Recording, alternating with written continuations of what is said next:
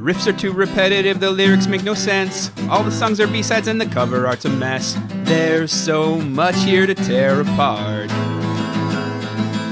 Listen to it for a week, now that week has passed. It's Why I Hate This Album podcast with Tim and Garrett. Hello and welcome to another episode of Why I Hate This Album. I am one of your hosts, Garrett Harvey. With me, as always, co-host extraordinaire, Lou Reed and Metallica, Timothy Richardson. Tim, how are you doing this week? I am bleeding from the ears, Garrett. Accurate statement, you're a mess. Yeah, I didn't even know I had that much blood in my ears. Well, good news, you don't anymore. Tim, what's got you bleeding from your orifices? Well, we have been listening to what I think everyone will agree is the ultimate collabo, peak Lou Reed joining forces with peak Metallica to make the apparently Halloween-y album Lulu, released October 31st, 2011. Now, this was suggested by Finn, Luther, Saul, the guy from Carcosa, Jason, Derek, Dwayne, Brad, Samantha, Lou, James, Kirk, Robert, and Lars. Probably some other people, too. Literally everybody has requested this album. Do you care to let the listeners know just why, oh why, did we decide this of all weeks, in the middle of our Halloween Spooktacular, did we choose to embark on the double disc nightmare known as Lulu? Well, obviously, having been released on October 31st, 2011, this is a very Halloween-appropriate album. Now, this is also a double album. It's probably going to end up being a double episode, but this is our 105th episode, our 145th release, but it's also the 100th full album we have subjected ourselves to over the last 2 to 3 years because we are very bad at numbering things. Terrible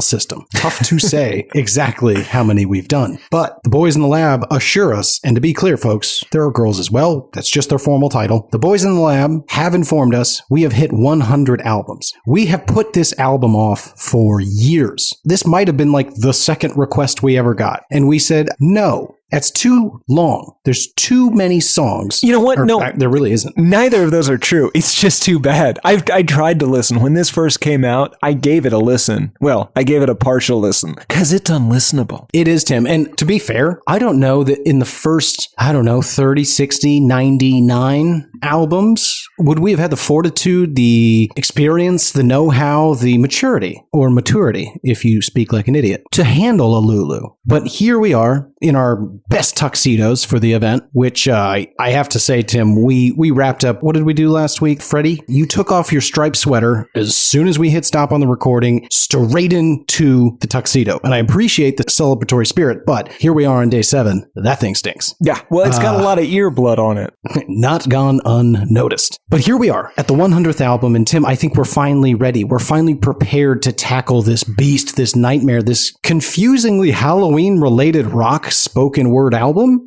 Yeah, it's a rock opera with no even singing on it. No singing. Well, there's a little singing, but it's bad singing. It's off key and off tempo. We will get there. Tim, I am frothing to get started, so I have to ask. On our 100th album, Lulu by Lou Reed and Metallica, Tim, do you hate this album? Oh, God, yes, Garrett. I hate the album. I hate every song individually. I hate everyone involved with it a little bit, even though I loved one of the people involved with it. I hate the album cover. I hate the vinyl you bought me. I hate my phone for having produced these noises. This is worse than Corey Feldman, but it's fascinating. It's unpleasant to listen to. It's a terrible idea, but this calls to me because I am a huge fan of Bad Decisions, and this is maybe the worst decision I've ever heard. My God, Tim, if we stopped right there, I'd say great episode. Yeah. We could just play the album in full, a 90-minute episode with me just laughing over it and you weeping over it, and I think that's as good as we would do. But since we can't do that for copyright-related reasons, do you hate this, Garrett? Ooh, Tim, now I don't want to be a contrarian. Oh, you know what? No, stop.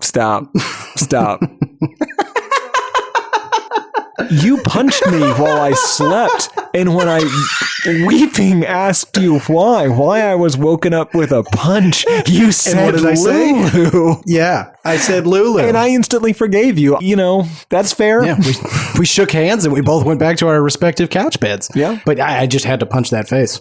Yeah, so all joking aside, I'm not ambivalent on this at all. I hate this in a way that I think only years of abuse can really put into a person. I can't even fully understand how much I hate this. There may be a moment in my late 40s where I have to go see a psychologist and we get to the root of it, and the answer again is Lulu. Yeah, when I have to someday have facial reconstructive surgery due to damaged sinuses, the answer will be Lulu. And Garrett punching me in the face. There it is. Thought you maybe got one of those trendy cocaine addictions everybody's talking about. Well, Tim, you hate it. I hate it, of course. But I'm curious, is this the first time you've been Lulu'd? Again, I attempted to listen to this at some point out of curiosity, and it must have been right after this came out. But I mean, I didn't make it very far just because you get it off the first track. Obviously, I'm a fan of the Metallica hits. I'm a fan of some of their earlier records, but I'm a very fair weather fan at best. And to be fair, and we're going to get into it for sure, Metallica's really not the problem here. No, I mean, Hetfield might be. Like, Hetfield's not doing any favors. No, he's complicit, that's for sure. Yeah. And of course, we've listened to Saint Anger for the now classic Metallica Saint Anger episode, number 19, I believe. So go back and listen to that. 19, is that true? Yep. 81 episodes ago. Well, 81 albums, 100 and who knows how many episodes. Maybe if you got me a pen and paper in a half hour. Maybe. Right. For Lou Reed, I love some of his work. I hate a little bit of it. And there's about 40 of his albums I've never heard because he's just got a ton of material. I love the Velvet Underground stuff. I like to love the first maybe 2.5 to 3 albums. And I basically don't care or haven't heard much after that. I did listen to Metal Machine music after somebody recommended we do that, and that can go fuck itself because that's not music. And I do occasionally weirdly get some of the later Lou Reed solo material mixed up with some of Iggins Poppenmeyer's solo material for whatever that's worth. I don't know if that's just me. No, that's fair. I don't. Produced by Bowie, maybe. Yeah, and they're both kind of just talking. Yeah, that's true. What about you, Gary? Is this the first time Lou Reed has ever raped your Metallica, or vice versa? My goodness. Anyway, no, of course not, Tim. I, like you, have heard the first song and a half of this album prior to this week, as I assume everybody who bought this album did. Yeah, lucky for me, I wasn't foolish enough to purchase it myself, but a good buddy of ours, Mr. I sure did. And we came to the conclusion that it was not great. I would bet that if he listened to the first song, he would be super on board in a very pretentious way, like an American Psycho, like I've got things to say about this. And then halfway through that second song, when he realized the whole album is this, it was just like, never mind. Yeah, that's actually almost verbatim what happened. I was out immediately and he was like, it's kind of interesting. It's not bad. And then he got like 1 or 2 songs more. Oh, it's interesting. No one's saying it's not interesting. Yeah, I guess. We're already complaining out the gate. I guess we should let the cat out of the bag, folks. This is going to be a great episode. We never say that. For better or worse, and it may end up with a murder-suicide. Not sure yet. We'll see. It's the 100th album. Surprises abound. But it's fascinating. It's a bizarre window into, as Tim put it, maybe the worst decision ever made. I mean, it's like Kennedy saying, top down is the move, I think. And then right after that is Lulu. Jesus. So as for the individual contributors to this album, very similar to you, Tim. I'll start on the Lou Reed side. Love the Velvet Underground work. I know a little bit of the first couple albums, and then I just don't care. I really don't care. Even when people say, no, it's actually pretty good. Don't care. I'm not going to listen to it. As for Metallica, actually not that different. Really loved the first few albums. For those of you who are longtime listeners to the show, and if you're not, catch up. First concert I ever went to, Metallica, at the Coca-Cola Starplex in Dallas, Texas. It was the first live recordings I'd ever heard. What? I'd only heard like studio music. Yeah, the first like live songs. I got them on Napster or whatever the equivalent was slightly before Napster, but they were such poor quality. And I'd never been to a concert before. This was when I was in like 7th grade living in Saudi Arabia, that I just assumed all live music was terrible. Like I was just like, it doesn't work outside the studio. Well, there's a very interesting thread to be pulled there, Tim, because as a child, I I had the exact opposite feeling that I do today. So I have a real problem with listening to studio albums. If it's a band I truly love, I appreciate the weird live versions way more. And that's probably true with most people. But as a child, complete opposite. I wanted it to be as close to what I knew as possible. And we can go into all sorts of reasons why that is, but it's almost certainly due to the fact that children don't know what is going on. So they just want the things that they can hold on to long enough to say, no, it's supposed to be like this. But I think that sounds real specific to your horrible childhood. Just any sort of normalcy. I'm not going to argue. In any event, at some point, the switch flips. I went from loving the album version to almost not having any interest in it once I get into a band. Yeah. As for the later Metallica work, it can just eat a big fat dick. I tried to stay on board all the way up to Load, and come on, guys, Load. It's. What about Reload? How do you feel about Reload? I don't feel great, Tim, because I owned it. My parents for Christmas bought me Reload and Load. I mean, I'm sure he was looking at the cover just being like, the fuck is he into? Yeah, whatever. I'll just give it to him. Yeah, well, no, he's not gonna take any time to parent. God, I love Fred. Yeah, he's great. It's how you make a me. Anyway, my favorite. Okay, this is maybe gonna be completely deleted. My favorite Fred story. There's a burger place in Fort Worth called Fred's, unrelated to Fred, and you kept talking it up and telling him how much you love the burgers for like years, probably 5-6 years. Yeah. 5-6 years, and finally, he agreed to go, and what did he do? I ordered a chicken sandwich. God, he's great. He didn't even open the menu. I don't even think he knew if they had one. I'm sure they would have made him one either way. He did so confidently. But, yeah, well, once you have that mustache order, again, you got to put that finger over that mustache so that you're not intimidated by him. Okay, well, that's your history. That's my history and a little bit of insight into my childhood for some reason. Before we can talk about the albums at hand, we need to talk about the band and, more importantly, maybe the inception of this nightmare first. So we need to understand the history of these people. Tim, take us on a journey. Help us understand, who are Metallica? Who is Lou Reed? And how did Lulu come to be? Well, Garrett, the story of Lulu begins in 1895 with a man named Frank Wiedekind. Wiedekind? Anyway, Frankie was born. He's a German dramaticist. No, I'm not going to start with him. So I'm going to do a little bit of history on Leward, a little bit of history on Metallica, probably focus mostly on Lubert. If you want to hear more of the Metallica-related history, listen to the St. Anger episode. I'll do a little bit on them. But Louis Allen Reed, originally Rabinowitz, was born in 1942 in Brooklyn to a very Jewish family, but he was quoted as saying that his religion was rock and roll, his religion was music, not Judaism, which is the exact opposite of current-day Garrett. It's weird. I know. Wait, my music is religion? No, your music is Judaism. Oh, yeah, no, that's accurate. He was a weird kid, had a bunch of panic attacks, spent a lot of time alone early on. Again, very Garrett adjacent. He learned to play guitar from listening to the radio and ended up playing in some bands in high school, started doing drugs at about 18, as you do, and got the chance to record a single with a doo-wop band he was in after they won a high school talent show, and that got him his first radio play. He went to college, and I don't know if he started out at Syracuse University. He would eventually end up there, but his first year in college, he had to come home after having a quote-unquote mental breakdown, and his parents took him to a series of psychologists and psychiatrists, and eventually they convinced his parents to get him electroconvulsive therapy, or ECT. He believed that was done to suppress homosexual urges. There's some conflicting details, but he really did not care for ECT, and he suffered a fair amount of memory loss from that. As you do.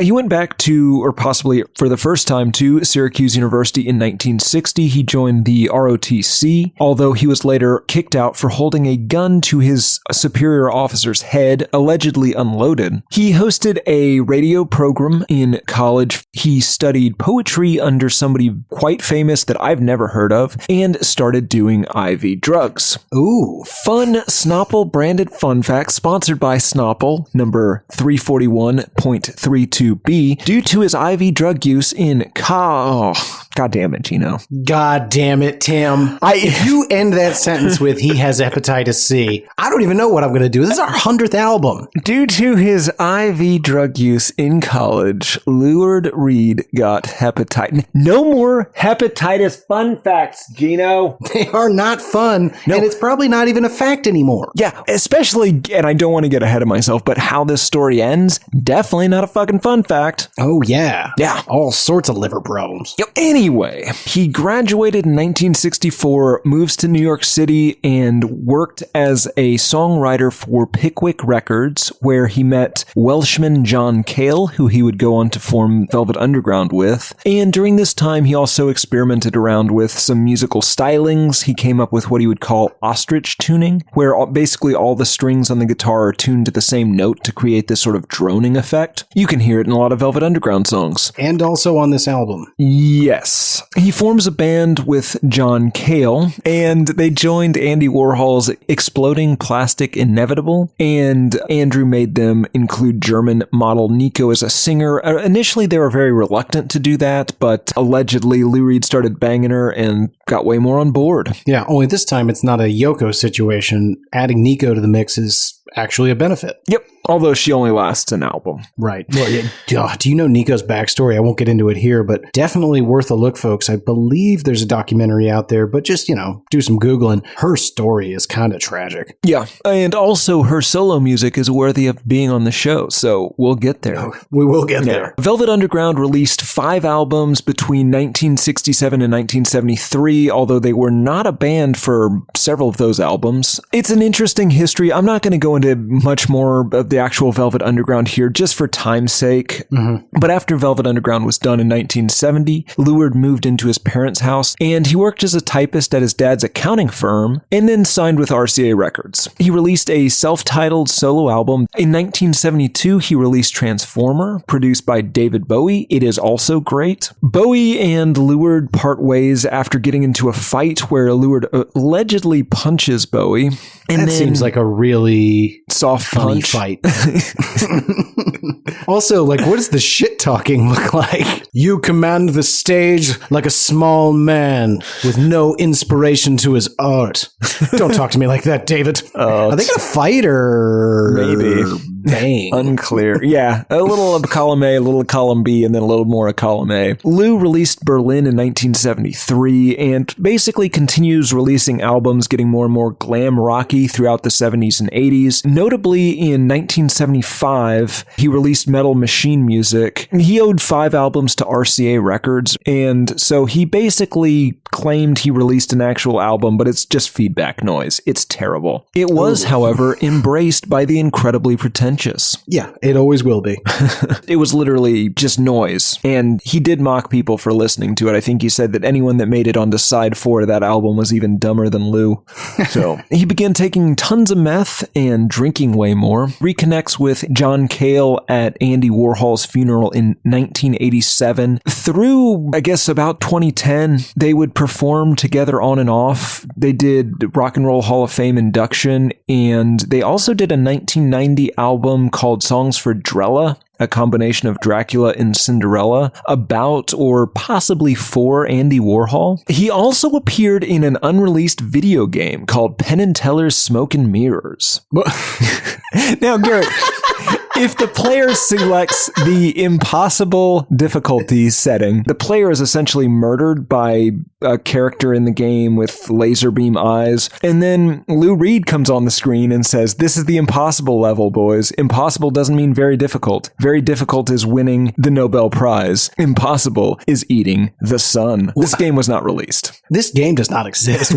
What do you do in a magic game? Do you remember Michael Jackson's Moonwalker, the video game? Yeah, yes, I do. I'm picturing something like that, but you're, instead of being Michael Jackson, you're Penn and Teller and you're throwing cards at people or something, maybe. Okay. That makes way more sense. Yeah. So you're some weird combination of Gambit and Batman. Yeah, with just a top hat and a cape. Right. It's a side scroller. I have no idea. I just know that if you select the impossible setting, Lou Reed appears and talks about Nobel Prizes and eating the sun, which is spot on for him. Yeah, I'm glad. No one else could come and do that. It does not surprise me to imagine that Penn Jillette was good friends with Lou Reed. It would not surprise me to find out that Penn Jillette had been softly punched in the face by Lou Reed. Oh, yeah. Lou Reed also did some music for Time Rocker, which was a stage production of H.G. Wells's The Time Machine. Oh, God. Yeah, that's the right reaction. I mean, we've written a lot of stage plays, jukebox musicals. Hell, you've written a musical that could be described with the title Time Rocker. Oh, yeah. And I mean, I did steal liberally from H.G. Wells for that episode. So, yeah, I mean, it's kind of basically the same thing. Yep. Way better. For its part, Metallica, they're founded in 81 in LA when Lars Ulrich puts out an ad for people to play with. He picks up James Hetfield, Dave Mustaine, and Cliff Burton. They kick Mustaine out for drinking and pick up Kirk Hammett. They release some good albums in the 1980s. They released Kill 'Em All in 83, Ride the Lightning in 84, Master of Puppets in 86, and Justice for All in 88. And then Metallica / The Black Album in 91. And then they release a bunch of albums that most people either didn't care about or actively disliked, including Load and Reload in 1996 and 97, Saint Anger in 2003, and Death Magnetic in 2008. All the while, they're losing bassists to worse bands, and one of them gets crushed twice by tour buses. A second one was crushed by a tour bus? Oh no, Cliff Burton was crushed twice. Oh, yes. That needn't be said. Yeah. Jesus Christ. In the early 2000s, Lou Reed did a 2-CD set of spoken word performances of Edgar Allan Poe poetry featuring Willem Dafoe, David Bowie, and Steve Buscemi, and performed for Pope John Paul II. Presumably, he was not performing that Edgar Allan Poe material. I assume Pope John Paul II is more of like a early Velvet Underground, maybe Perfect Day, Walk on the Wild Side kind of guy. Yeah, that seems about right. Boy, there's recordings of this, right? I don't know. I would like to do an episode on this. It's got Steve Buscemi. And Willem Dafoe. He seems terrifying. Hello, Spider-Man. Hey, it's me, Willem Dafoe. I'm in You your know house. what? It was early 2000s. He might have been coming off of Spider-Man. He shows up in the mask. I don't think that would have thrown Lou Reed for a loop there. No, I think he would have leaned into it heavily. Good. Amazingly, Lou Reed was wearing the exact same mask when he opened the door. We can't both wear it. Why are you wearing it? Hello, Lou. Want to film some sex together? Oh, Willem Dafoe, you're so weird. We used to do something called In Conversation where I'd write down things Garrett said out of context and post them on the internet and want to film some sex together. In Conversation, October 13th, 2020. Tim, hold on. This might be a great opportunity. We have some very astute listeners that pay very close attention. Maybe we can extend a game that you and I have been playing for the better part of 12 years to the show. Listeners, hit us up with tweets. Hit us up. This is a great thing to throw into a review. Give an out-of-context quote from the show that you found particularly interesting for whatever reason and attribute it with the date and person. It doesn't have to be me. In fact, I'd prefer it doesn't. Ideally, it be Tim. But this is an excellent way for you to reach out. Start a conversation. Get people curious. Why did Garrett offer to film sex in the voice of Willem Dafoe? I need to know what's going on that podcast. Oh, God, they did Lulu. These people are crazy. Yeah. Okay. Anyway, Tim. In 2009, Lou Reed performed Sweet Jane in White Light, White Heat with Metallica, unfortunately. I guess they like each other, so they decided to team up for the album of the week, perhaps, Garrett, I dare say, the album of the show, Lulu, based on the plays by Frank Wedekind, which was released again October 31st, 2011. In 2012, Lou does a song with Metric and then dies in 2013 at 71 after dealing with a lot of diabetes and hepatitis and liver cancer, which, not for nothing, I don't know if you're familiar with dealing with hepatitis for decades, almost certainly affecting his brain at this point. That's a shame. Yeah. Well, just the high levels of serum ammonia. It's just been fermenting his brain for years. Yeah, or acutely. I don't know. But 2 years pre-death, I assume that liver failure / liver cancer is probably wrecking the rest of him. I mean, it's probably safe to say at that point, and I don't want to be disrespectful to him or his family, he's more hepatitis than man. Yeah, I don't think that's disrespectful disrespectful at all. In fact, I think it's scientifically accurate. Yeah. That's science, bitch. Did you call me That might bitch? be the shirt. Yeah, that might be the shirt. That's science, bitch. Although I'm worried that might have been said on Breaking Bad. Yeah, almost certainly. Yeah, everything that could have been bitched was. Okay. Does that bring us up to date, Tim? Yeah, up to the date of this album, sure. Good enough. Yeah, you guys know what happened. Well, you know what? Nobody knows what happened after this album because nobody followed either of these bands, and that's just fine. Well, that's not true. We do follow James and his exploits in and out of rehab, and we wish him well. And I really applaud his new interesting hobby of woodworking. Apparently, he is now making a table. Anyway.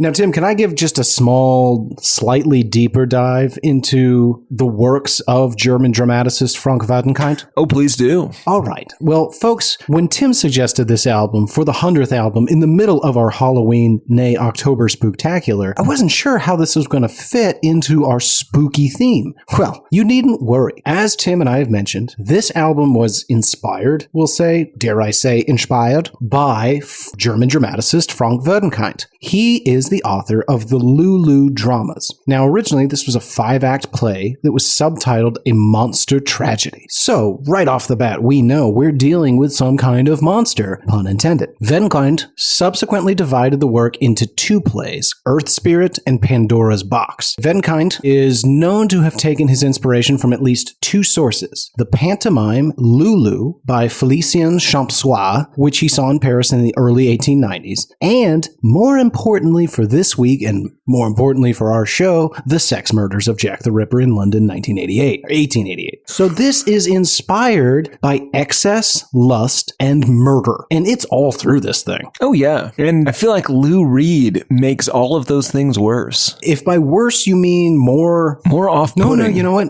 It's just worse. Yeah. Like, put Tim. If you were going to be murdered, and I say, I can murder you slowly, or I can murder you quickly. But if I murder you quickly, Lou Reed's going to describe it to you as I do it. He gets to pick whatever word choice he wants. Ugh. No, thank you. I'm picking that slow death every time. That brings us to general thoughts. Tim, let's get into it. What the fuck is this? Yeah, why is this even? Who is this? Who is this? It's Lou Reed and Metallica. Yeah. I guess. But the real thing is, whose fault is this? Oh, that's a great question. Is it Metallica? Is it Lou Reed? Is it Lou Reed and James Hetfield? Is it Lou Reed and hepatitis? Is it Lou Reed and Alzheimer's disease? Is it, well, I guess those are the only options. That's what you have to pick from. I think it is in this order: Metallica, Lou Reed, hepatitis, liver cancer, heroin abuse. You're putting Metallica above Lou Reed on whose fault this is. Yes, because, Tim, when seniors hit a certain age, it's your job to become the adult in the room. Sure, yes. 69 years old. No, you know what? We have a lot of listeners that are over 69. They write in and tell us their age. It's odd. Yeah, I don't know why a lot. In fact, my email this week definitely mentions an age.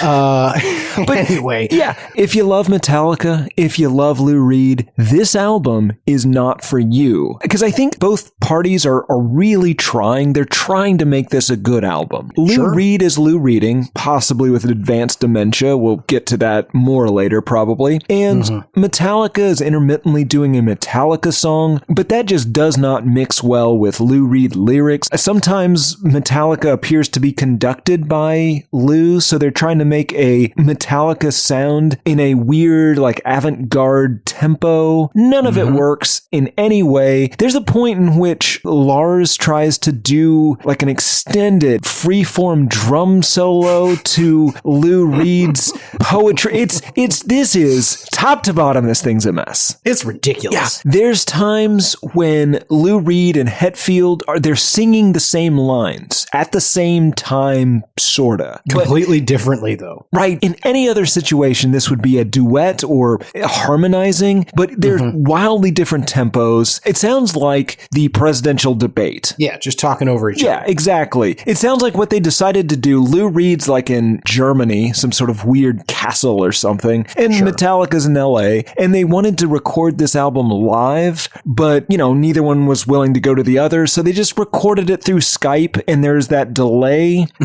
and so it just like they did their best. They did their best, but overall, this feels like the neurosyphilitic ramblings of somebody on the subway just set to Metallica. Absolutely. I referenced syphilis many times in my notes.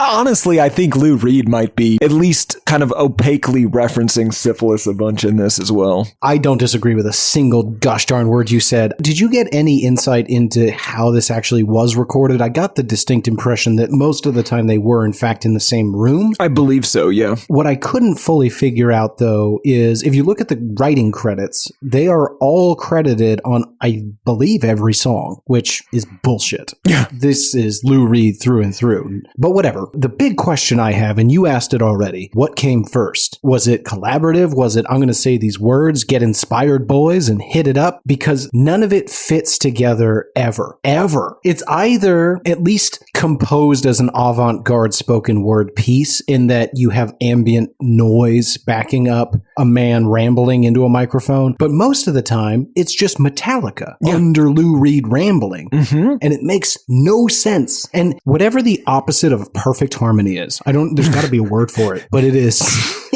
so bad. It's like they tried to do it together, but it ended up in the round. Yeah, it's surprising that it's not just silence. Like, it seems like it's so opposed that the sound waves would cancel each other out. Instead, Tim, they overlap perfectly to create a noise that, as well you mentioned, creates a generous amount of earblood in a Tim. Yeah. Let's get to the sounds like. Metallica sounds like Metallica, right? Yep. Yeah, they're just Metallica-ing throughout the album. At the mercy, possibly at gunpoint by Lou Reed. There's no way that if you love Lou Reed and you get to work with Lou Reed, and this is what happens, there's no way you walk out of that studio going, well, that was great. Like, you know that this is an unmitigated disaster, and you have to just go with it. I don't envy that. I can hear the sadness, the disappointment, and maybe even betrayal in James Hetfield's voice when he's forced to sing these nonsense lines on these songs. And I read stories, Tim. I read stories where he left the studio so moved by the words of Lou Reed, he was left weeping. I want to say that's post hoc rationalism, but I don't know. One of our listeners, and I don't remember who this is, I apologize, came up with a computer program that will write stories based on a prompt. Oh, yes. Well, sure. For the sake of brevity, what you said.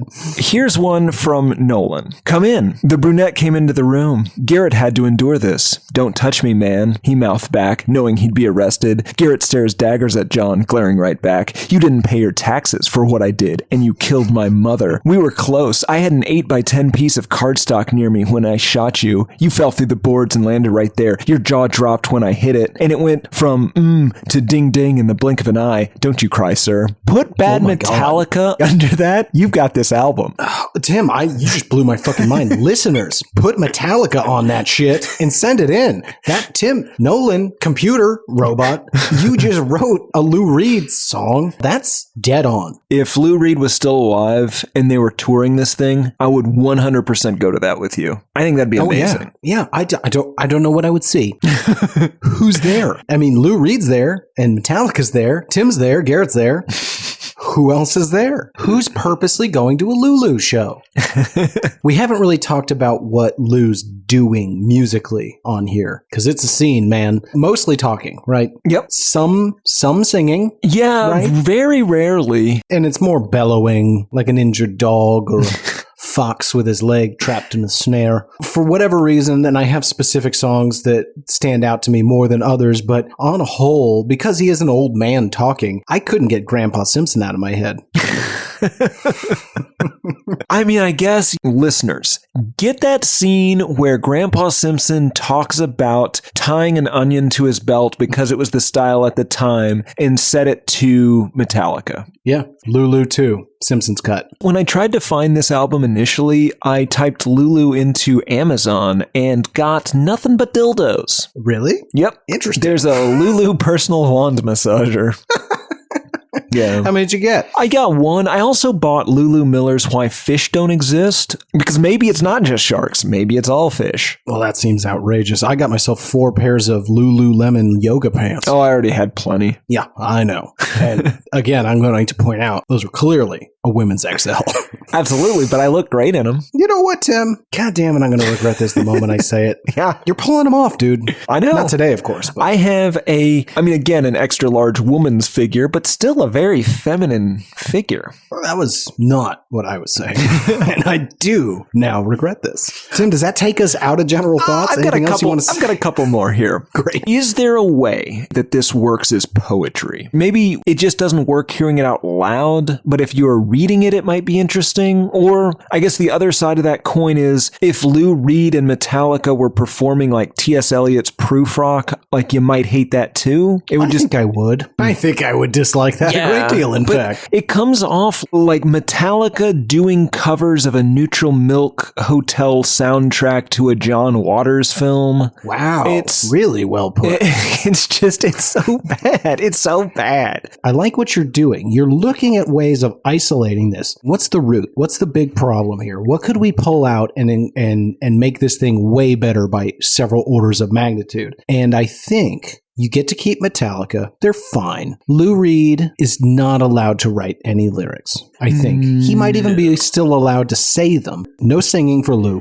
He can say the words, but he cannot write any of them. I think you do it, the White Stripes song, The Union Forever, how it has that middle section where it's just talking. Yes. You let Lou Reed perform that part. You don't let him write it, but so you have a Metallica song on either end of that. And in the middle, there's like a Lou Reed section, because maybe just out of respect for, his influence and what he's done. But yeah, man, I think you're exactly right. I think when a 69-year-old man comes to you with this material, you say no nicely. Maybe you record it and then just don't release it. Okay. Hey, wouldn't it be cool if we got to work with Lou Reed? I fucking love Lou Reed. Yes, that's a lifelong wish. Okay, great. He's going to write a whole bunch of great songs and we're just going to do our thing over it. It's going to be awesome. Okay, cool. All right, Lou, do your thing. Small town girl. And I think of Boris Karloff and Kinski. We've made a huge mistake here. Kurt, you got to tell him to leave. I'm not doing that. Okay, here's what we do. We'll record it all. Big smiles, everybody. He's a legend. We just don't release it. We don't tell anybody it's a legend. We let the legend grow. And then when we're 60, we let everybody hear it and they go, well, thank God that didn't happen. Yeah. Or just don't hit record. Just spend all that time in the studio and just never record this. Don't plug in the mics. Yeah. The other thing, and I think the last thing we should mention before the song by song, the average song length is 8 minutes and 43 seconds. These songs range from 4 minutes and 20 seconds to 19 minutes and 30 seconds. We usually don't mention this, but Garrett and I pledge each week to listen to this album at a minimum of 10 times, all the way through. And that means that both Garrett and I listened to 871 minutes or more of Lou Reed and Metallica's Lulu this week. Tim, honestly, we should be applauded and possibly given some sort of podcasting award for being able to complete full sentences at the end of that. They don't have podcasting awards. And I'm just saying if they did, Yeah, but they don't. Because we have not won any. Yeah. So there must not be any. Folks, if you've never heard this album, don't listen to it. Maybe listen to one song. A 4-minute song will do you, and you'll get it. Yeah, do Brandenburg Gate. Okay, that brings us to the song by song, Tim. Let's get into it. Track number 1, Brandenburg Gate, 4 minutes and 20 seconds.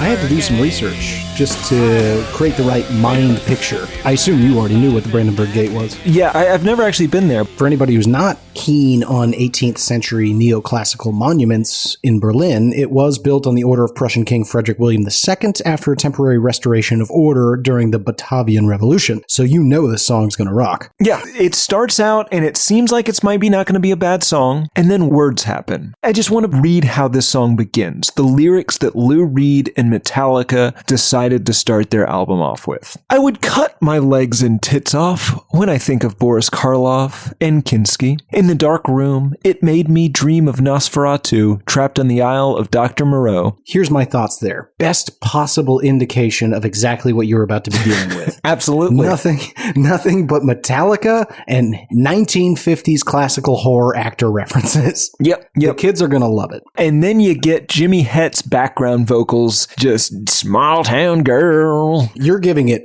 way too much credit. What you're doing right now has a light country twang. It's not offensive. Folks, folks, put on your Metallica hat for a minute. So if you can take a yeah and turn it into a small town girl, you can hear the desperation, sadness, and disappointment in his voice. And not once, not twice. This is shouted throughout this whole song, all 4 minutes and 20 seconds of it. And it's things like this that make me want to put even more responsibility on Metallica for this nightmare, because this is, I mean, James, you got to be an adult and say, I'm not doing that. And the moment you do that, maybe this whole thing breaks down and we can get out of here on track 1. Yeah. Instead, you indulge this jackass and you sound ridiculous, sir. The other possibility is that Lou Reed just gave them no instructions as to what he wanted them to do, and they got it, and they're just like, oh, he's not singing. Well, he wants us to Metallica. He said he wanted us to Metallica. That's the only thing he said. I guess I'll just pick a random lyric and start Hetfielding it. Yeah.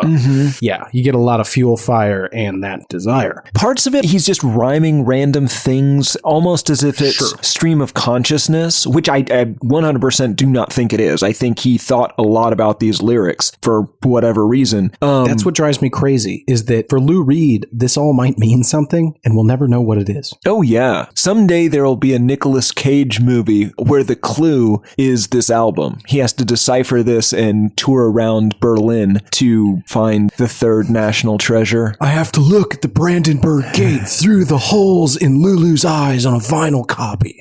Yeah, but it feels stream of consciousness. He says, I was thinking Peter Lorre when things got pretty gory as I crossed to the Brandenburg Gate, small town girl. I was feeling pretty snappy. Perhaps I'd been napping. I had just ate. What is this? Well, I don't want to let the cat out of the bag too soon, but I think I know exactly what it is. Are you gonna say Alzheimer's? Oh, you mean like, why would you write this? Yeah, no, it is Alzheimer's. Well, it's some sort of dementia. I'm not a doctor in this state, but I think, Tim, that this is our 100th album. We wouldn't be doing our job if I didn't have a tight, cohesive end-to-end story to help tie together this entire album. I have an explanation for all of this. Well, that's terrifying. But okay. I'm curious. I'm sure you picked up on a lot of the trends. I'm wondering how things get gory. Obviously, we're early on in this album. We don't really know what's going on here yet. But I do think that we are hearing sort of a background, a beginning, an origin story, if you will. The song continues. A small town girl, a graveyard romance can only give one chance as the tombstones weave and breathe. Small town girl. We've got gory activities. We're hanging out in cemeteries. I'm thinking we got some sort of victim, but it sounds like this small town girl, I don't think she's the victim. Maybe she's, I don't know. She's leading people to the cemetery for some sort of gory demise. Okay. If you told me Lou Reed was a dying vampire in 2011, I'd buy that. Yeah, that is a very good theory. And maybe, but we can't rule out the fact, folks, that vampires, as far as we know, it's legend, children's tales. But there could be something out there that is almost a vampire. Where did these stories come from? And that could be what Lou Reed was. Almost certainly. The cook got drunk, and all the whores they shrunk onto the size of dessert plates. Small town girl. But me, I am happy, because I got my little nappy and some opium to set me straight. Small town girl. Well, what you didn't mention is that he does say in the song that he's getting drunk on various absinthes.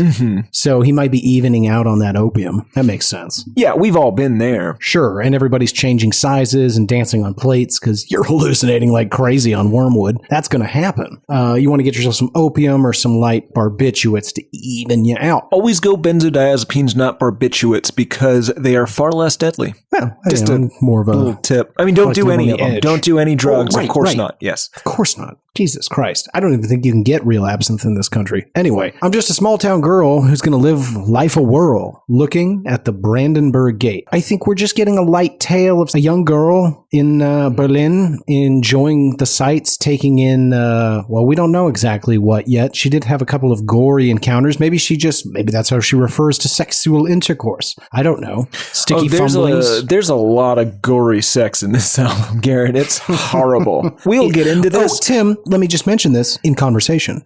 Yeah, all right. Oh, Garrett, there's a lot of gory sex in this. Yeah. Timothy Richardson. This album, we occasionally will say there's some gross descriptions of sex. I may never say that about a different album. I think this is the new benchmark for that. Oh, yeah. This album raises the bar in several of the categories we have on this show. I want to say that it's very heartbreaking because every once in a while, very briefly, Lou Reed's voice sounds exactly like it did when he was younger. You hear the same voice that sang Heroin or Waiting for the Man or Perfect Day, Sweet Jane, whatever. The 1967 to 1973 Lou Reed. Yeah. And oh God, it's sad. It really fucks with you when you hear it. You're like, oh, right. That's why everyone thought this was a good idea. On paper, this isn't a terrible idea, but Right. you get a day into the recording process and you get Kirk to fire him or just abandon this whole thing. You just lock it up, change your cell phone numbers. That's it. He's a very old man. He'd probably just figure he made the whole thing up. Yeah. Track number 2, The View, a 5-minute and 15-second song. Of most beauties is a challenge that our youth must quickly conquer. There is no time for This was the single. I think this is what Jack White was listening to when he made that god-awful album. Oh, whatever I'm that sure. was. Yeah, that sounds spot on. I think the beginning of this is Lou Reed declaring himself to be the master of Metallica. Interesting. He says, I am a chorus of the voices that gather up the magnets. Metallica's last album was Death Magnetic. Set before me, I attract you and repel you. A science of the heart and blood and meaning. The coldness of most beauties is a challenge that our youth must quickly conquer. He is the king of Metallica. Sure, he is establishing dominance in the room. I think this was some sort of reference to a hypnotic personality and definitely somebody who is a leader, right? Yeah. I think he's putting himself in the position of God here. The protagonist, I guess, of this song is like a god that maybe doesn't know what he's doing. I like that. I definitely played in that realm. I think I might be able to put a finer point on it here in a little bit. Not quite yet. Don't want to spoil things, but I definitely like where you're going, and I don't disagree. I am the truth, the beauty that causes you to cross your sacred boundaries. I have no morals. If there was a description of God, or, the God of religions, that might be it. Yeah, the song goes on. Some think me cheap and someone who despises the normalcy of heartbreak, the purity of love. And that's, Tim, where I begin to turn a little. I think that our protagonist is potentially a lady, a sexy lady even. A woman whom, as you've pointed out, is without life or death, is always and forever. Now, what I can't quite figure out yet is what enables her to be this way. But she seems to have no morals. Some think she's cheap because she doesn't seek a long-term relationship because, if she's immortal, some sort of god, someone that lives outside of time, a normal relationship's going to grow quite weary. The song goes on, but I worship the young and just-formed angel who sits upon the pin of lust. Everything else bores me.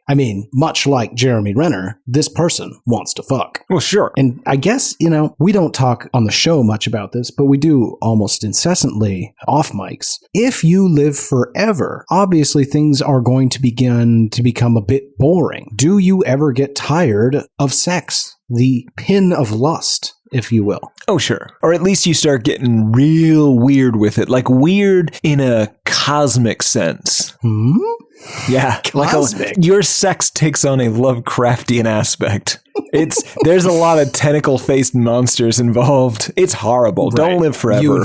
You and Cthulhu are having a three-way with your alternate self from a parallel dimension. Absolutely. Okay, I'm picking up what you're putting down. Let's continue with the song. I want to see your suicide. I want to see you give it up. Your life of reason. I want you on the floor and in a coffin. Your soul shaking. Okay. That sounds like something God would say. Stop listening to that man at the gas station. He is not God. Tim, I can't get my eyes off that one little word that I just read. That word is coffin. Let me read it again. I want you on the floor and in a coffin, your soul shaking. I want to see your suicide. I want to see you give it up. Tim, this sounds a bit like a transformation, like we might be making a vampire. Oh, which still easily fits into your God theory. It's just a different type of God. You know what I mean? Oh yeah, he's just come. He's lived for so long. He's come to see himself that way. Yeah, and I'm gonna have you check your male privilege at the door. She could be sure, a man, absolutely. Absolutely. Worship, worship. Pain and evil have their place sitting here beside me. I offer them to you as servants of the gold that you must give. Pain and evil are your servants. I mean, that sounds like the life of a vampire to me. Absolutely. Can we discuss the chorus real quick? Oh, I guess we kind of have to, right? The James Hetfield chorus? The part that James Hetfield adds to the mix? Yes, let's talk about this chorus. And I want you to take us through it, Tim, but before you do, let me just say this is being delivered as a full-throated Hetfield. Sure. Yes. But This is yeah-ing. Yeah. Hey, yeah. I am the view. I am the table. I am the view. I am the table. I am all of this. I am the root, the progress, the aggressor. I am the table. I am the 10 stories. I am the table. I am. I love I am the table. Yeah, I don't know what it is, and we're late to the party, Tim, or at least the show is. I mean, I Am the Table has been circulating on the interwebs for the last several years. Yes, there's plenty of memes about it, but I swear to God, he says I am the tablet at one point. Oh, he does. Okay, so 100%. This is just first take, last take, out the door. Maybe, because I do want to say that there's a different song where Lou refers to himself as a tablet. I missed So maybe the best I came up with for why we're calling ourselves tablets, I don't know why we're calling ourselves tables. Yay. But the best I could come up with the tablet explanation is that I am the way. I am the guide, the tablet, the commandments, if you will. Follow my lead into the dark path, and I will show you all the ways of them vampire. Yeah, this sounds a lot like what God's saying. Interesting. Again, Read your Bible. It's all in there. This is how God talks. Actually, that's not that far off. Maybe content might be slightly different, but certainly this. Oh, yay, he is the table. Track number 3, Pumping Blood, 7 minutes and 25 seconds. While you yell out mercy, we grow apart. I really like the intro strings on this song. Yeah, it sounded like a Bon Iver song. I like most of the parts of this album that don't involve Lou Reed or Metallica in any way. Well, then I've got some questions, I think. I think they're in all of it. No.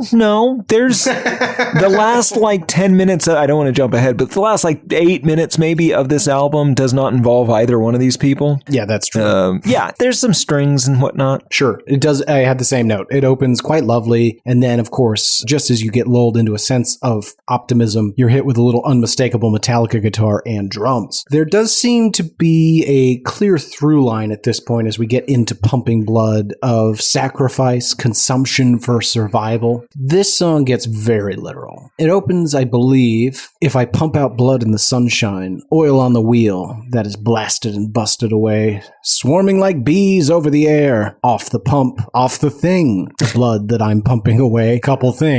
I think that our main character, our she-vampire, or possibly he, man or a woman, might be restoring themselves after maybe either some time away, or perhaps they were bricked up in a wall for a little while. That tends to happen to vampires for a couple of decades here and there. Honestly, it tends to happen to a lot of people in the late 1800s, early 1900s. It was just a quick and easy solution for people that were bugging you. Yeah. But oil on the wheel that is blasted and busted away kind of gave me the impression of blood renewing, getting things greased up again, a little bit of lubrication. Gross, but sure. Well, in a medical sense, Tim, so it's not gross. The swarming like bees, off the pump, off the thing, guys. This has some very evocative imagery throughout this entire album, but it's also got these lines where it's just bathroom break, whatever, I'll just write thing and maybe I'll come back to it. If I'm pumping blood like a common state worker, if I waggle my ass like a dark prostitute, would you think less of me and my coagulating heart? Come on, James. Don't encourage James Hetfield, because he's gonna come on, and that's not something you want. No, not at all. He's gonna be all, yes, all over the place.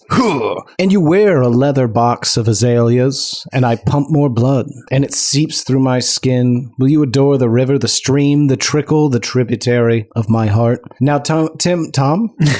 Gordon. Tom, this makes me wonder, is this song just the worst description of sex ever, or at least to ever appear on an album? It's possible that this album might be 9 or 10 worst descriptions of sex ever. Even Junior Dad, and we'll get there. Ugh, Junior Dad. Ugh, don't even. I wish you hadn't even said that. We might be 2 weeks away from discussing Junior Dad, and people are just going to be wondering, why did Garrett react that way? Anyway, yeah, so the stream, the trickle, the tributary of his heart might just be, as Tim likes to put it, jizz. Tough to say. But then he continues, would you top me off? Would you top me off as I deepen a curtsy while you yell out mercy? I think we might finally get to somebody taking what they wanted all along. It's not love, it's not lust, it's that thick red blood. They're screaming out for mercy, and this vampire's feeding on their life force. If I may, supreme violation. Oh, Jack, I beseech you. Oh, Jack, I beseech you. Supreme violation. Blood in the foyer, the bathroom, the tea room, the kitchen. With her knives splayed, I will swallow your sharpest cutter. Like a colored man's dick, blood spurting from me. So, I gotta be honest, Tim. Not a lot of notes about that. Yeah, I was shocked. The line, and I'm quoting here, like a colored man's dick, twice. Yep. The second time, it stops being shocking that it's in here at all, and it's shocking that they went back to that well. Yeah. What bothers... Well, no, okay.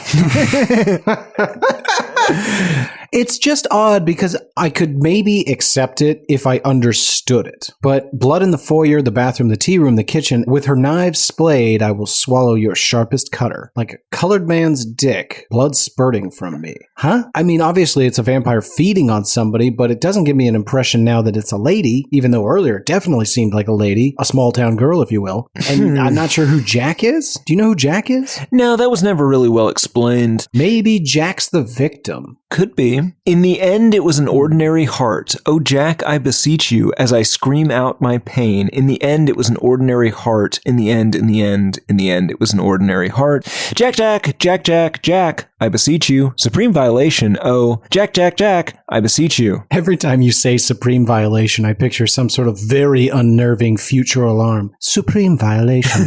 Please sit by while authorities arrive. Supreme violation. If you're swallowing the sharpest cutter, like a colored man's dick, with blood spurting from you, that does seem like a supreme violation, certainly. Yeah, no one's arguing that. And also, I want to congratulate you for being the last person to say that on this show. We're not going to quote it anymore. We have said it more than the song, so... Not good. Not good. Track number 4, Mistress Dread, 6 minutes and 50 seconds.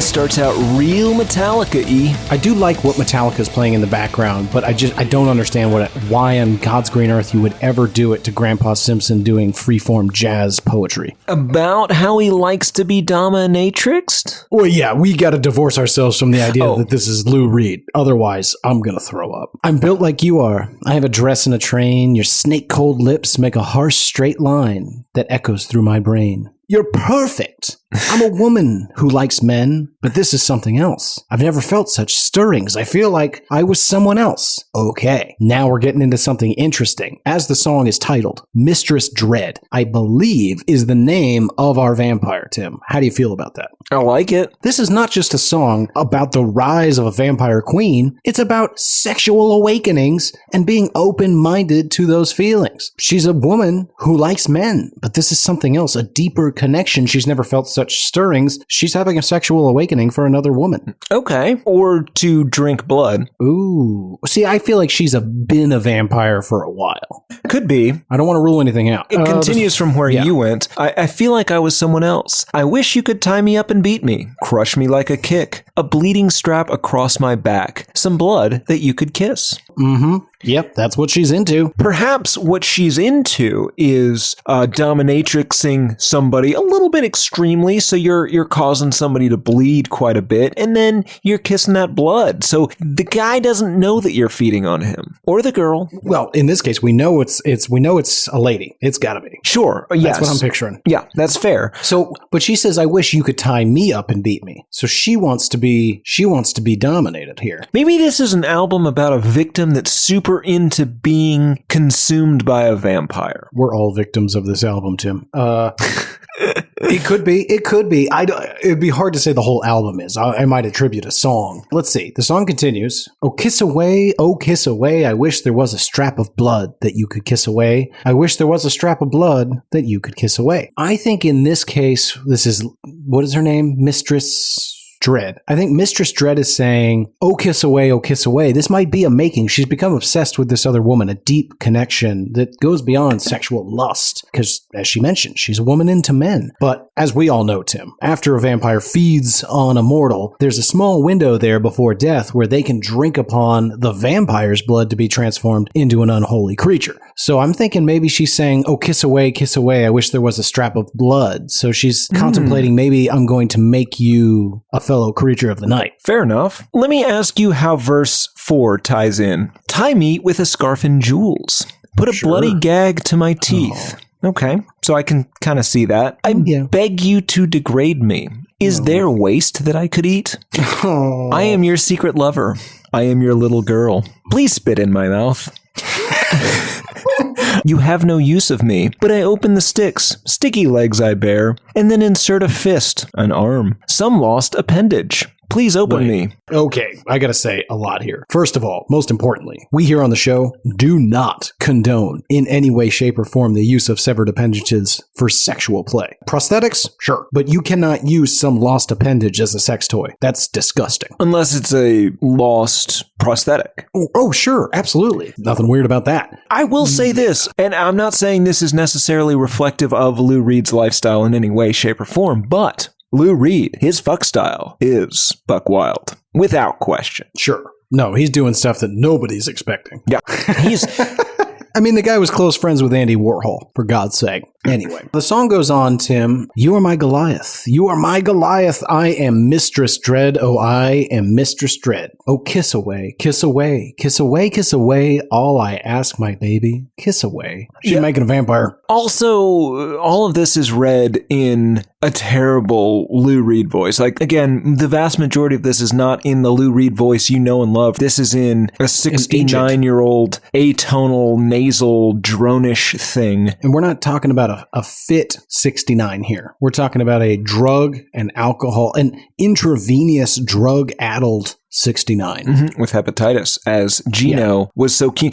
Gino, push-ups. I don't care if you have a dry cough and chest congestion. Do it. There's just shy of 7 minutes of this descriptions of spitting into mouths and whatnot. Yeah. As well documented on this show and in my life, my fuck style remains buck wild. But I don't care for anyone spitting in anyone's mouth. I think what if it's an accident? Oh, well, sure. Accidents happen. Yeah. Accidents have happened, Tim. Now, we were moving a washing machine at the time, but I totally sneezed in your mouth. I couldn't do anything because we would have died. I had to get a paper towel and dab your face. I sneezed in your mouth. Oh, you were a really good sport about that. I don't know if I've said that before. For those of you that are having trouble with Garrett's laughter and figuring out what he's saying, Garrett and I were once moving a washing machine, and we picked it up and were essentially face to face when Garrett sneezed directly into my mouth. And given that I was carrying a washing machine at the time, I could do nothing. I wanted to pummel him. I wanted to crush him under the washing machine, but I had to maintain composure so as not to die. It was gross and a little arousing. Oh, and that's how I win. I feel like this is not what you want as a dominatrix, right? I beg you to degrade me. Yeah, I don't know. I'm not really sure. I think... Well, I think you at least want them to pretend to put up some resistance, right? I don't know. Because otherwise... it's not about the dominatrix. It's about the dominated. That's what they're there for. Well, sure. But like, you want them... Obviously, this is consensual. You want them to like what you're doing, but like it kind of loses a little bit of the, the motivation there if they're just like, yeah. Oh, sure. They need to be scared. In conversation. Right. No, I mean, I'm just saying, if you're getting paid to dominate somebody, I mean, there needs to be the real threat of things going too far. I don't think that's true. Oh, well, I guess I'm not dominating people. Track number 5, Iced Honey, 4 minutes and 35 seconds.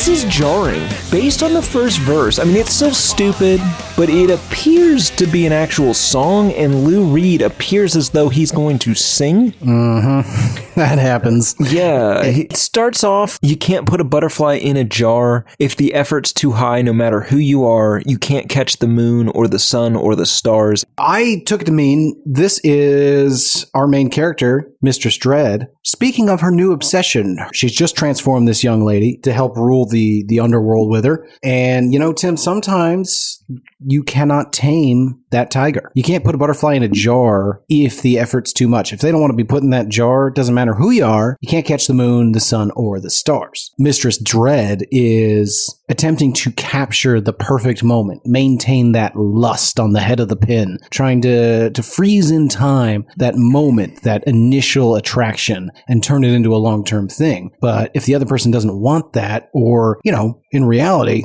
things don't stay perfect always. You can't freeze things perfectly in time. That's what I think this might be about. This is terribly knowing. What do you mean? You have a expertise. You have a base of knowledge that is coming out that terrifies me. Regarding? Pins and sexual arousal and murdering people by putting them in giant jars as if they were butterflies. Well, listen, Tim, I try desperately to keep my work life and my sexual life completely separate. And you, being firmly in the work life camp, do not get a privy look into the sexual world. We share a bedroom. I mean, granted, it's a living room, kitchen, couch, bedroom. Area. Yes. Well, right. But, I mean, listen, all you need to know, Tim, is that I understand the world of the erotic. Oh, I do know that. Okay, I wish you get those didn't. Magazines. And I mean, it's erotic mail. Yeah, they come from Germany. It's misleading. Germany and France. Ugh. It's just like it's like a European Esquire, okay? Just Yeah, it is classy. Now me, I've tried a million tricks to make life cold and make it stick. Not running heat that flames then out, but the proud piece of ice that always floats. I think it's about control. I think you're right. I think this is about the mistress or the vampire that has decided, maybe I've had enough of looking for victims. What if I trap a single person and, keep them as my food source? I'm gonna stop hunting and I'm gonna start farming people. Interesting. I've always wondered why they didn't do that. I think this is more specific to that one individual. Right. Because she's talking about, trying to maintain the flames of heat and such. Right. I think that, when you live with somebody for all eternity, for all intent and purposes, dozens of lives long, eventually you're just going to grow apart. You can't freeze a perfect thing in time. Yeah, absolutely. Eventually you're gonna murder that person if by accident. Verse 4 goes, if you can't put a butterfly in a jar, if violence marks your final hour, if it's all mixed up and you cannot shout and your oxygen starts to run out. I think what's happening here is that she's tried really hard to make this vampire/dominatrix relationship work, and it's just becoming obvious that eventually if she continues with the vampiring and the dominatrixing, she's gonna kill this person. Right. And I'm not even sure I'm going to point fingers at the vampiring and the dominatrix thing. That she could probably continue doing that just with other people. She thought this was the one, but eventually, sooner or later, rather than good morning, she greets her love with a stake in the heart. Yeah. You know how easy it would be if you had to kill the person sleeping in the coffin or couch bed next to you and they had no idea that it was coming? It would just be so simple to drive a stake in the heart of that horrible vampire. They'd never see it coming. Almost as easy as punching a sleeping person. Garrett, I have a revolver. But you got one bullet. That's true. I like those odds. All right. The outro for this song is one of the more bizarre moments from this album, and that is saying something. Lou Reed and James Hetfield are basically shouting the same thing over each other. It's like they're having an argument, but they're only allowed to say the words iced honey. Exactly, yes. You remember the Who Shot Mr. Burns episode where he wakes up and all he can say is Homer Simpson? Yes. It's like both of them have that, and they're trying to convince each other of their point. Yeah. It's as though you were having a debate, but can only use the words iced honey. So you get iced honey, and then you get James Hetfield, iced honey. Yeah, honey. Track number 6, Cheat on Me. 11 minutes and 25 goddamn seconds.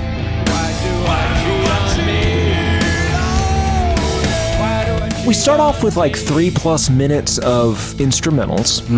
As you do. Yeah, as you do when you're approaching the halfway mark of a 90-minute album. When there are vocals, though, it begins with, why do you cheat on me? Why do I cheat on thee? Why do I cheat on me? Why do I cheat on me? So that's Lou Reed. Right. And then Hetfield joins in, and they just start doing that over again with Lou Reed singing that and Hetfielding that. And it, you know, you get the, why do I cheat on me? Why do I cheat on thee? Why do I desecrate me? Yeah, this is a very, very repetitive song. And as you pointed out, I don't want to waste too much time on it, despite it being a solid 11 minutes. Yeah. There's only, I don't know, 3 minutes of talking. Yeah, absolutely. I like to think that this entire song is about not being able to stick to a diet. And that, What? yeah, just it's why I cheat on me, right? They're cheating. They know what they have to do to improve their life, and they just can't do it. It's dieting. Or in the vampire world, not over-consuming the town's children, for example. Well, sure. That's the beauty of being a vampire, though. You can feed on almost anything, even rats and dogs if you have to, though I could never kill a dog. Sure, yeah, you could kill a man. You have killed a man. Well, hold on just a minute. We're going to almost certainly have to edit that out, but what are you talking about?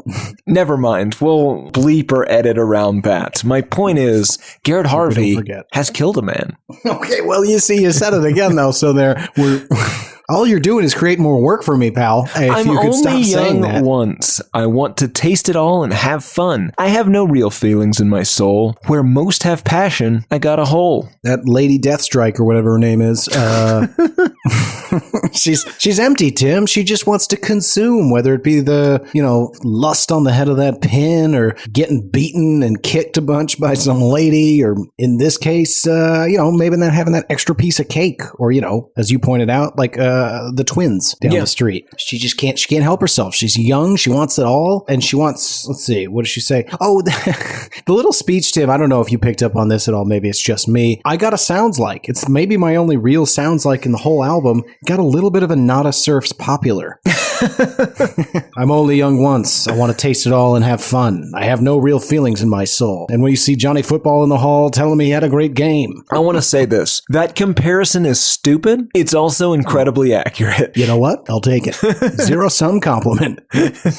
Tim, I'm curious. You're the resident vampire expert here on the show. I'm virtually a novice. I only recently learned that vampires aren't supposed to eat people food. Oh, no. Is that true? Yeah, they will begin vomiting hilariously or horribly, depending on which side of that vomit you're on. Sure. Makes sense. That would be maybe the hardest thing for me to give up as a vampire. Okay, so you do believe it is about cheating on your blood diet. I think it's about cheating in all forms, Tim. She's banging everything. She's piling up bodies left, right, and center. She's eating people food, making her vomit everywhere. Yeah, I think it's a song of excess. All right. Well, that does it for disc 1. Oh my gosh. Yeah. It went by so fast. All right, Tim. Unfortunately, that's where we've got to cut things off this week. Tune in next week for the exciting conclusion of Metallica v. Lou Reed equals Lulu. As always, go to hatepod.com if you want every episode in any format you could ever want. You can also click and contact us in the upper left-hand corner. That'll allow you to reach out to us, and we want to hear from you. Send us your thoughts, your ideas, your art, your songs. Everything will be featured on a per episode eventually. You can also email us directly at hatepodmail@gmail.com. You can go to Instagram. It is hatepod. On Twitter, it is album hatepod. Facebook.com/hatepod. We're on YouTube. We're on Discord. We're on Reddit. Point is, guys, we want to hear from you. If you want to talk shop, you can find us. For Why I Hate This Album, I have been one of your hosts, Gold Cobra. I have been the other, Platinum Cobra. Not a thing. There's cowboys running through my dreams. Nothing's quite the way it seems. Well, I joined the Navy. I got kicked out in a week. My facial features aren't distinct. I try to find some meaning in these songs. The genius is a genius, got it wrong.